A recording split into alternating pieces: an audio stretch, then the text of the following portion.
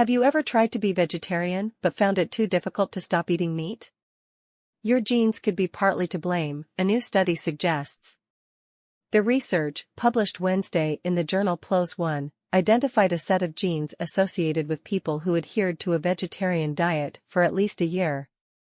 Nabil Yassin, the study's lead author and a professor emeritus of pathology at Northwestern University, said the findings may indicate that sticking with vegetarianism isn't solely a matter of willpower. The take-home message is that, based on your genetics, a vegetarian diet may or may not be appropriate for you, Yassin said. You don't need to blame yourself if this is something you can't really stick with. The study compared the genetics of thousands of vegetarians and meat-eaters who shared their medical and lifestyle data with the UK Biobank, a biomedical research database containing information from about 500,000 participants in the UK.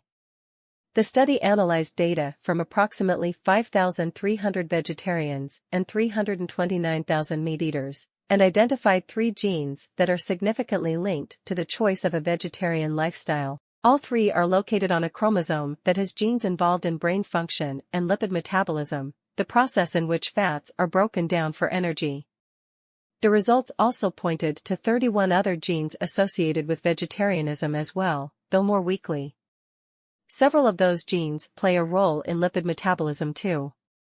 We are hypothesizing that maybe one's ability to adhere to a vegetarian diet may have something to do with how they deal with fats in their body and how that affects brain function, Yassin said. However, he added that the study simply highlights a genetic connection and does not assert that particular genes directly cause people to prefer a vegetarian diet. For the research, Yassin and his team focused on people they considered strict vegetarians, those who had not consumed animal flesh or meat products for at least a year. They determined who qualified based on 2 questionnaires that participants filled out for the UK Biobank.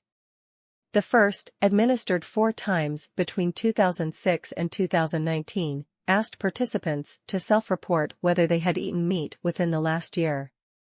The second, administered 5 times between 2009 and 2012, asked people to log everything they had eaten within the prior 24 hours.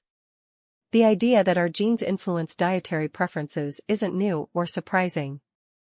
A study published last year also found links between people's genes and the types of food they like, and aversions to certain foods have long been understood to have genetic ties.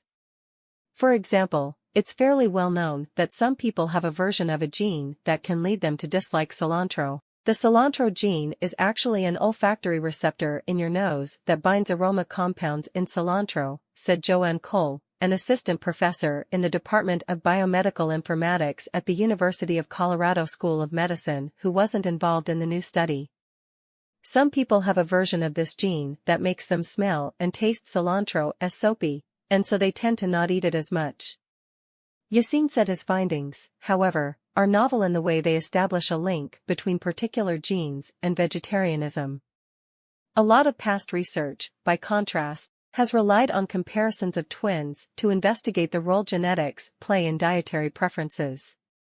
Dr. Laura Wesseldick, the lead author of one such twin study, said research she published in January found that genetics can account for 70 to 80% of individual differences in abstinence from eating beef, pork, poultry, fish and shellfish.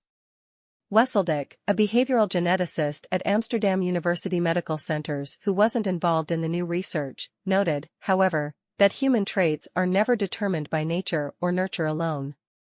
Rather, it's all completely entangled, she said.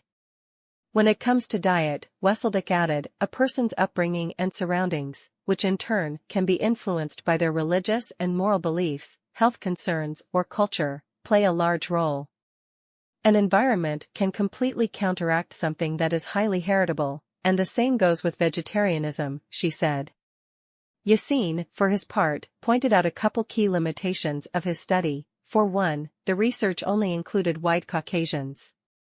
Other ethnicities were excluded, he said, to ensure that genes that may be associated with a particular race weren't incorrectly linked with being vegetarian. So the research would need to be repeated in other groups to determine whether the findings apply more broadly.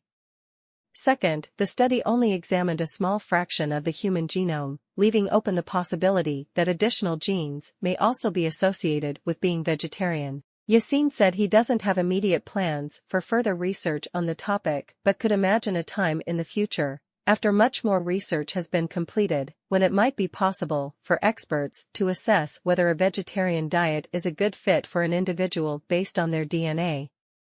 Hopefully, we'll know more, and we'll be able to maybe test people genetically and say, okay, this diet is good for you, or this diet is not good for you, like have more personalized dietary recommendations.